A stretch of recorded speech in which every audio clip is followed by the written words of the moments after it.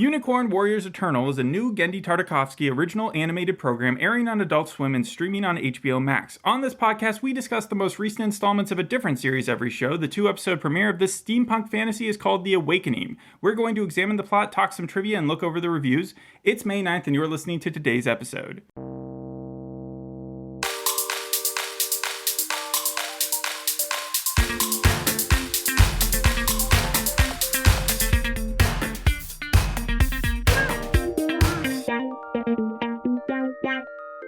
This feels like a blast to the past. You remember us doing the Primal podcast in November of 2020. It was when this podcast was in its infancy, and the sound quality was not the best. Yeah, but I do remember that Primal is my favorite show that we've done for this podcast, still to this day. It remains your favorite. We did the full first season at that time, and I went into a deep dive in Genndy Tartakovsky's career, partially because I thought Primal was his magnum opus. But then I find out about this show, and all the interviews have kind of a similarity to... I'll get into that in a minute. First, I want to see how many of the shows do you remember that he's created? Because this is his 6th creation. I think I'm going to do pretty well on this last time. I will just try to go in order. I'll add on with the Primal thing. I remember you were supposed to watch episode 6, and then I saw how good the reviews for it were, and then that's why I wanted to be the one to watch it and do the full season. But the 6 shows he's done, I would say... I know Samurai Jack is one of them. That's the second one. That's the second one? Yes. Oh, okay. Well, he shows, because I remember he did Hotel Transylvania 3. Yes, those are his movies. He's directed the first 3, and then he wrote the 4th one, and then he left the 4th one mid-production to go do another movie. That's going to be the game that we play right after this. But obviously Primal was the last one. Yes. This one. So are those 3 so far? Yes, that is 3. Okay, and then what would the other 3 even be? I don't even know. Dexter's Laboratory, Star Wars Clone Wars, Symbiotic Titan. I should have known the Star Wars Clone Wars one. I remember that, yeah, okay. So, like, all of his shows, people constantly ask him about. And with Dexter's Laboratory, the main person, I think, who voiced Dexter has passed away. So he's said that that's probably one that's not coming back ever. But, and also in Star Wars, he's kind of done with that universe. But let's gateway that into what he's been doing more recently. And he's going to come out with 2 R-rated animated films that start coming out in 2024. And I have 4 different pitches here, and I want to see if you can guess which one of them is true, because I only did one of the R-rated films. Because the other one doesn't have enough information about it yet. But the first one is called The Last Llama. In a post-apocalyptic world where each species has either gone extinct or is dying off, one llama and his pet germaphobe hamster stow away on the last spaceship to Llama Mars. I mean, I know that he does a ton of shows with, like, nature and everything. I mean, that's basically what Primal was, but okay. Second one is Fixed. An average all-around good dog who is in love with the show dog next door happens to learn that he is going to be neutered the next morning. What does a good dog do the last night with his besties? Okay, yeah. Okay, right. The third one is Spermageddon. Simon and Seaman are friends on a quest for the egg. That's it. That's the whole thing. Yes. Okay. And then the fourth one is The Gnome. After his wife is kidnapped by a gang of delinquent teenagers, Major Cartwright Gnome III sets out on a perilous adventure across the backyard and beyond, armed with nothing but his wits and his trusty garden trowel. That gnome sounds exactly like you pulled it from ChatGPT. I will be shocked if I make these myself. I'm just going to have to go with... I'll go with The Last Llama. The Last Llama is not... No, that's a fake one. But if you're interested in the rights, I'll sell them to you. The true actual film that's coming out next year is called Fixed. It's the one about the dog who's getting neutered. See, that was just so crazy to me, because that doesn't sound like anything he's done before. But Spermageddon is also a true film. Not that he's doing, but that's actually, like... that's getting made. It's supposed to be in the vein of Sausage Party. Okay, all right, that makes a lot more sense. So gateway back into this show, the interviews that they used to promote it felt like the same interviews that they used 2 to 3 years ago. What I mean by that is he had a long-standing idea. This one took 20 years. I think with Primal it was like 10 years. 20 years. Jeez. Yeah. Okay.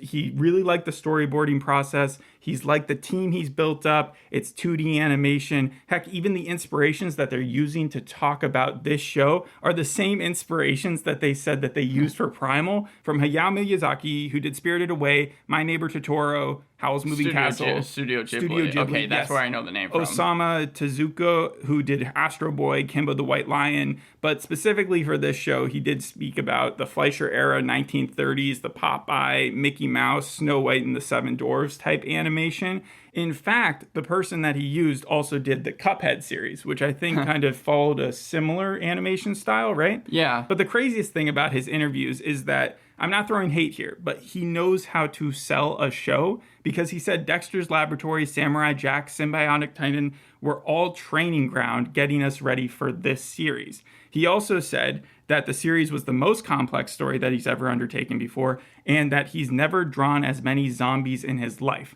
Which I feel like he could have said that for Primal when that came out too. Yeah, because that had a bunch of zombies, zombies, right? yeah. Yeah, so the show's name is Unicorn Warriors Eternal, and it centers around 3 time-traveling characters who find themselves fighting supernatural evil in London in the 19th century, and again, in a steampunk universe. What can you tell me about it? The one thing people should know is it's a kid's show. It's through and through. It helps that it's on Adult Swim, because it does feel like it's a mature audience that like he's trying to reach out to. But this could be shown on Cartoon Network. It's TV PG. I saw that when I was watching it on HBOMax. And like the humor is very kid friendly. Also, the way that the characters are animated, especially the main one, Emma, and even Melinda, to some extent, they're kind of the same character. Yeah, I would think they are the same character, right? Yeah. Doesn't Melinda take over Emma's body? Yeah, the reason why it's kind of complex is because at the very beginning of the show, it's actually not only Emma who becomes Melinda. You see throughout generations and generations, this robot, this golden robot, who I feel was almost like, it looks like Big Hero 6's dad, honestly. Not Copernicus. You're not talking about... Yeah, no, I am talking about Copernicus. Okay, so he's Copernicus? Big, he's blotchy, yeah, there's a big circle. He almost has a utility belt inside of him. Yeah. And it turns throughout generations a ton of different characters into Melinda, and then also Sang and Idrid. Okay. Idrid is more Wait, so Copernicus is the mastermind here? Kind of. He's like the Nick Fury of the situation. Oh. Because what happens at the beginning of the show is Sang, he's a celestial monk. He is almost like a character straight out of Avatar: The Last Airbender. In fact, he has his own avatar state. Mm-hmm. It's big, it's orange, it has a lot of blocks, and whoever turns into him, I guess, in future generations, actually is stuck in that state as well. So it's like he's reincarnated as a spirit, but then he goes into new people's bodies, right? Mm-hmm. Yeah. That's how I yeah, and that's where the avatar thing comes into play, because he's able to kind of see who the true people are. Uh-huh. Like, so they need to match their spirit, kind of. Like, yeah, and he's all powerful. In fact, all of these people are really powerful. So there's 3 of them, right? There's Sang, there's Idrid, and there's Melinda. Idrid, I think we get like the least information on in this episode. He just seemed like a character straight out of Lord of the Rings. He honestly He's an elven seemed warrior. like he was like legless, just a blue version of legless. That's how they animated him. But like, do you see the kids before they're like possessed by these spirits? Yes, you see the kids, but this is beforehand. You're just seeing the warriors in their previous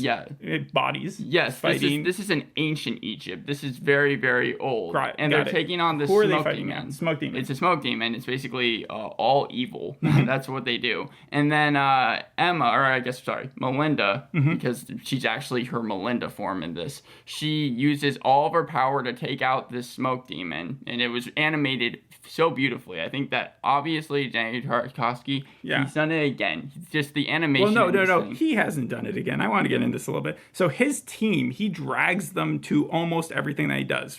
So Derek Bachman is the head writer of this. He was also the head writer of Primal, Samurai Jack, and Symbiotic Titan.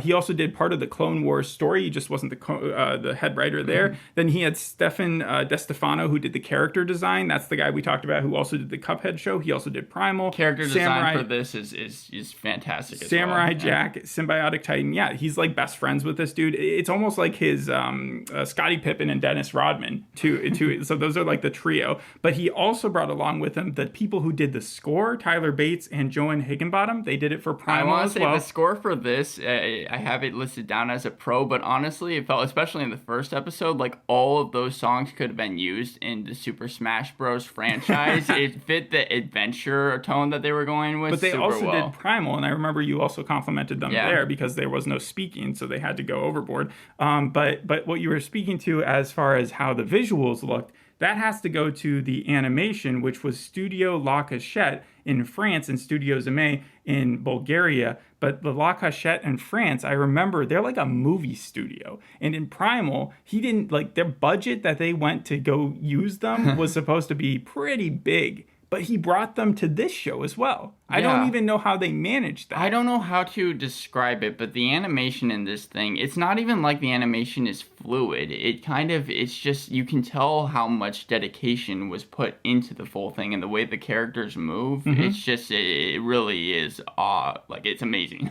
Okay. So yeah, the animation I think is like the biggest pro for the show, but going back to the beginning scene, Melinda kind of becomes hurt after she takes down the smoke dragon, and then we see Merlin. This is the only time we see him. He comes through a portal, and he is a very old man. He has a staff, and he's talking about how evil will return, and so should the warriors at some point in time. And then he introduces them to Copernicus. That's when we see he's the big robot who, again, has like this, he has so much stuff inside him. We even see him use cannonballs inside his stomach later on in the episode. Sure. He has this I'm still not clear what his purpose is, though. His purpose is to bring them all back.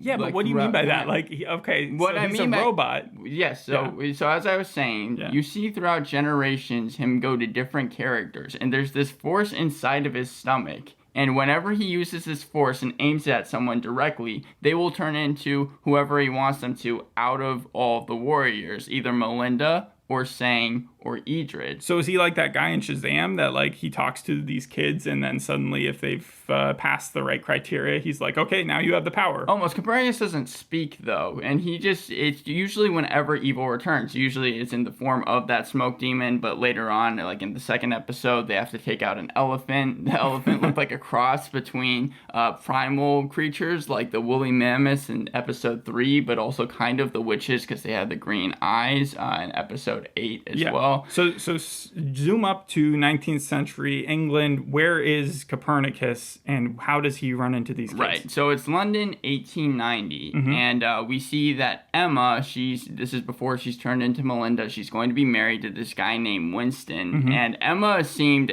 They tried to make it seem like I think she was supposed to be 20 years old or something. The animation that they late made, teens, I think. Yeah, she looked like she was honestly in any other TV show probably like 9 or 10 because she has such a big face for her body.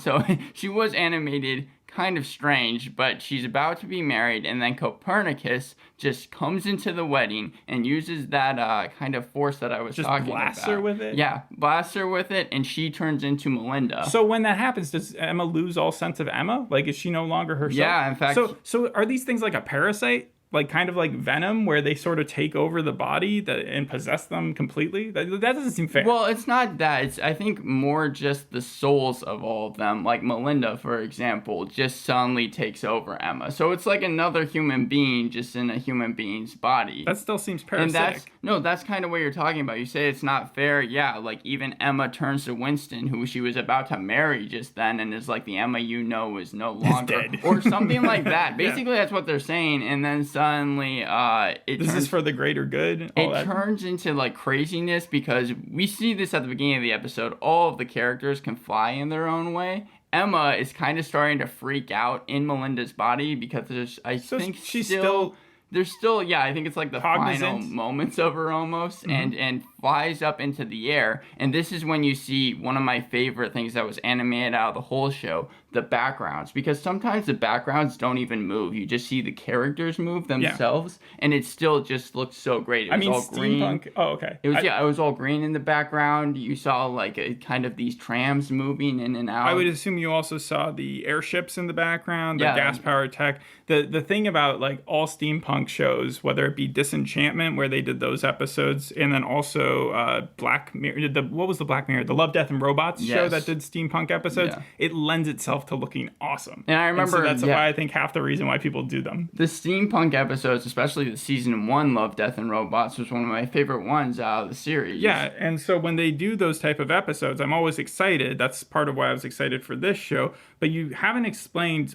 So Melinda jumps into Emma's body, but who jumps, or how does Sang jump into whose body and Idrid? Well, you actually don't see that happen until the second episode. I should also mention my favorite part of the episode even happens before the wedding. Copernicus, these monsters, these other robots that kind of look like a lesser version of him. Automatrons. Yeah, for some reason, Copernicus is in a graveyard, like they're digging up his body, and then once they accidentally hit him with a shovel, that's when he takes out all of these other robots. And so he does fight. Yeah, and we learn throughout the episode, we never see the actual villain. That's almost like Avatar: Last Airbender too, because you never see the villain's face. You kind of see an outline of it. It's supposed to be like an evil cat, but what I like about the show is that whenever someone's evil, like I mentioned before, their eyes always turn green. Mm-hmm. And apparently they're someone who I guess runs this agency that does not want Unicorn, because that's really what they call themselves, to be reawoken again. Yes. At least in this time frame. So anyways, going back to after the wedding, Melinda talks with Copernicus. Copernicus brings her underground and shows her this art painting of not only her, what she looks like now, where she's like all dressed in black, and Copernicus himself, but also a painting where it shows Sang and Idrid, and then she's like, you know what, let's just find them because apparently you want us to be reawoken, whatever that means, and I just need answers. And then you see Copernicus, he's one of my favorite characters, I think, just of all series. Of all animes. Oh, of all animes. Because like he can Is he like Marvin? Is he at all depressed?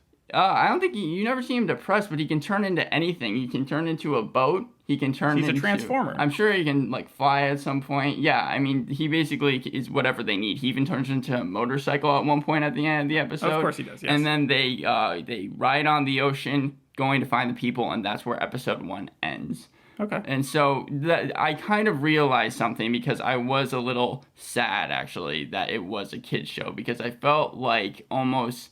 I didn't feel like it was as mature as it could have been. You don't have to wait too long. Again, that fixed movie is going to be coming out if you're looking for your Genndy Tartakovsky, like, older adult feature film type But stuff. even, like, the jokes that they had, because there are jokes in this episode, I just felt like weren't as good as, like, even Primal, which, again, didn't even have to have any dialogue. Yeah, it's not as dark, for sure. Yeah, there's not bloodshed, and, the dinosaurs aren't killing each other and stuff. But I think that the one reason you really watch that show, and that's the reason why I'd probably give the pilot an 8, is because of the animation just itself, and even the sounds you hear. Like, I think that Masters of the Universe is supposed to have really good animation, but you pan that thing. This is completely different from Masters of the Universe. I just meant because of the animation being the selling point. I'm also such a big fan of Tartakovsky and Primal anyways that I will admit my score is probably a little bit inflated just for that reason. So in the second episode, Melinda and Copernicus, they go to this old boys' school, and I was wondering why exactly or where. Yeah, like what's guiding Copernicus? Yeah, that was a question that I had throughout the whole episode. It doesn't tell you? He just seems to be going to these random people and somehow knows to turn them into whoever. Like, they go to the whole... Well, he only does it to 3 people, right? Total. Yeah. They go to old boys' school, and Alfie, who is the main, I guess, leader of this Clockwork Orange-like group, but what do you they're mean by middle that? Schoolers. They literally have, like, wooden sticks. Are they evil? With needles in them? Yeah, they seem like it. They literally try to beat up Copernicus and Melinda the whole time. And Copernicus thought, you're perfect for this. He thought that the leader, Alfie, was perfect for it. So actually, it makes sense. It's like if an inmate's on death row and they offer them the opportunity to, like, become a different person for, like what I'm saying is that it's not as bad to have a parasite take over someone who is, like, a bad person. I guess with that line of thinking, it makes sense because he's turning into a celestial monk, an all-powerful monk. Oh. So you just see this, like, 8th grader, it seems like. You see him, like, suddenly turn crazy, and he's getting... Or you mean turn sane? Because he was already crazy. Sane. I mean, like, the whole entire time, he's just saying philosophical questions. Melinda will ask him a question, and it'll be like, is that the way that it is? Like, he never actually answers anything up front. So that's helpful. Aren't they already friends, though? Because they all existed in the past fighting that evil? That's... So, everyone except for Melinda. But Melinda, she just doesn't know what's going on. She doesn't remember anything about sacrificing herself? Really, so she's got, like, sort of amnesia. And so Emma and her, like, connected also that... all right. Yeah, see, that's kind of... It is supposed to be sort of a chosen one journey. That's how the Slant article I read talked about it, and that she's sort of the main character. Yeah, that was something that I had to say. So I wasn't sure, really, because Copernicus, it seemed like, could have just gone to Idrid first because Idrid was the one to pick up on everything. Like, in this episode, like, midway through, they meet this musician. His name is Dimitri Dynamo, and that's who Copernicus decides to turn into Idrid, again, the How do they monk. meet the musician? The musician is on a stage, and he picks Melinda as a volunteer to try. So they just go to a performance by a musician, and that's where the steampunk robot guy is like, that's the perfect one. Yeah. Okay, so that's how they complete the trio, and they're all supposed to be pretty young. In fact, I thought they were all supposed to be like middle school or like early high school, because the way that Genndy Tartakovsky put it was that he had used his daughters as an influence in their growth between that adolescent phase to adulthood, and how that allows you to do like really dynamic things with the characters, have mood swings, and just be much more interesting than if the robot had just chosen adults. Well, Idrid's character, yes, like he seemed like he was able to pick on everything at like the drop of a hat. He's even explaining to Melinda throughout like this next scene who Copernicus is. Again, his duty is to reawaken them all, saying a celestial monk, and describes who he is. Yes. So I didn't understand why Copernicus, if he's knowing suddenly where to go to find all these people, didn't just try and find Idrid first, because it seemed the Elven like warrior. It seemed like he would have been able to explain to everyone everything that was going on right away. Maybe he can't control... Well, that wouldn't make sense, because it would be weird if he had put Idrid into like Emma's body. So he must have known that Emma was going to be Melinda's host. I think it also could just be the fact that maybe Melinda was the most important, because it seems like she's the most powerful. By the end of the second episode, there's this huge... Apparently, it was a famous elephant named Lula. Again, this is the cross between... What color is this elephant? It has the green eyes, but it's just a color of normal. Does that remind you at all of Primal? Because I know there were like possessed dinosaurs in That's Primal. What I was saying. It's like a Primal character. I'm sorry. Yeah, I must have missed that. I'm sure they took the woolly mammoth and they just made it an elephant. Besides that, though, is everything different compared to Primal? I mean, I would say a majority of it is. Because they said, it was either Di Stefano or Genndy himself said, Samurai Jack looks nothing like Dexter, which looks nothing like Primal, which looks nothing like Unicorn. The animation for Unicorn is definitely different from what Primal is. Okay. But yeah, they end up actually taking out the elephant. Somehow Winston has found where this whole entire battle is going down, and he's able to find Melinda, but still speaks to her as Emma. The husband has tracked her down. Melinda he finds his wife with superpowers, with like a middle schooler and a drummer, and he's like... and not to mention that, but at the end of the first episode, literally... Copernicus is a boat, and they are like riding on the ocean. So somehow Winston has found his way to exactly where they are. I love that. Right after... Unless you're going to tell me he's like the evil villain now. Well, Melinda, she gets thrown into a building. She's on the ground. Winston comes out of nowhere. Still is trying to be like, Emma, what are you doing? Like, you don't have to do this. We can just leave or whatever. Break free. And Melinda's like, no. She ends up using all her power, very much like the beginning of the first episode that almost hurt her. But aside from hurting her in the first episode, what happens at the end of the second is she destroys the whole town. They're able to actually kill the elephant, but it seems like a lot of people are dead, and not only are a lot of people dead. You say this is a kids show? Well, I mean, again, TV PG. I remember Cartoon Network was showing stuff like that all the time, like Total Drama Island, all that stuff. At the very end, Total Drama Island, they killed people? No, TV PG. That's what I'm saying. Okay. At the very end of the episode, Melinda was able to find Winston. It's actually Winston's body, and it seemed like at this point he's dead. And he's gonna come back somehow. She's kind of freaked out, and then she kind of goes off into the clouds, and the Unicorn Warriors seem to be all split apart at this point. And we also see the silhouetted villain, who that's when we realize she's kind of a cat. She has whiskers and stuff like that, talking about how she wasn't able to stop the reawakening, but how she's kind of glad because it seems like they're not as powerful as they used to be. It sounds like a creative series, and it sounds like it's an original, which is all pros. Any other ones that you want to point out before you get to your rating? Well, I think it's just the fact that also it is a weird type of adventure story, because like saying we see him literally pull a Doctor Strange in this episode when he's beating up all the other schoolboys after he turns into Sang, after Alfie turns into Sang. There's multiple of them just beating them up. It seems like Does he put him in a mirror world?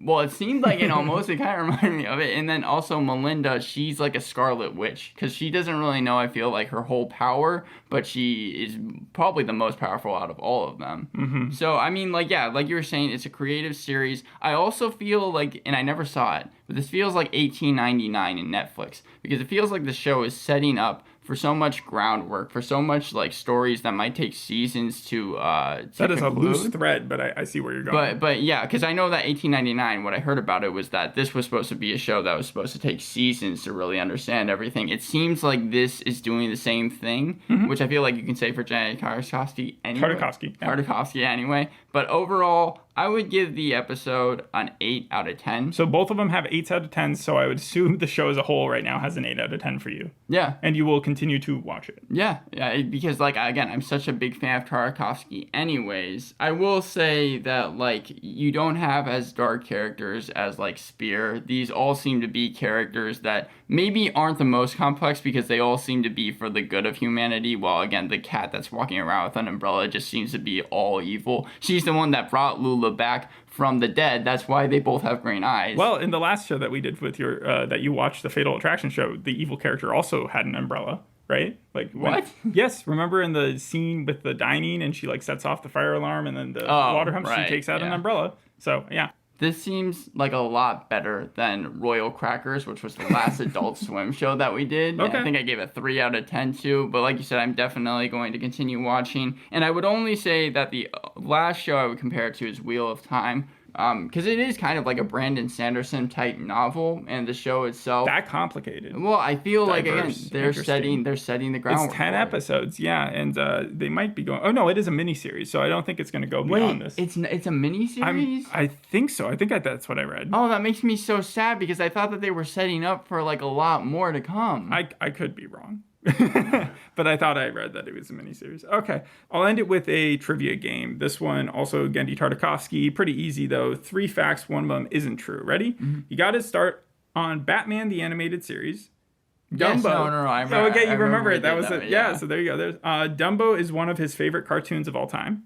And he watched Cowboy Bebop for the first time over the pandemic. Okay, completely false, because I remember you mentioning Cowboy Bebop and how you liked it before. That was partially to test your memory on the previous one to see how much you had paid attention, because we went into Genndy Tartakovsky's career pretty hard on that one. And then it's something you might not know is that Adam Sandler and Kevin James left the Hotel Transylvania movies. Like, Adam Sandler was no longer Dracula. But Isn't they're that still weird? making them? Yes, like in the 4th movie, he wasn't the voice anymore. That is weird. That's very strange. Yeah, well, I mean, he signed a contract. They think that it's because he signed a contract with Netflix, and so did Kevin James, so that he went to go work with them. And so Kevin James because of The Crew? No, because like they signed big contracts with Netflix and end up working on multiple projects, kind of like Jason Bateman and Ozark and that new show that he did that he was The Florida Man. I think that was the other one that he was part of, executive producing. Yeah, but other than that, I'm glad you enjoyed the show. Do you think it might make your best ofs by the end of the year? There's a possibility of it if the next episodes are good, yeah. All right. Well, thanks for listening. We'll see you on the next episode. Hope you enjoyed this one. Bye. Bye.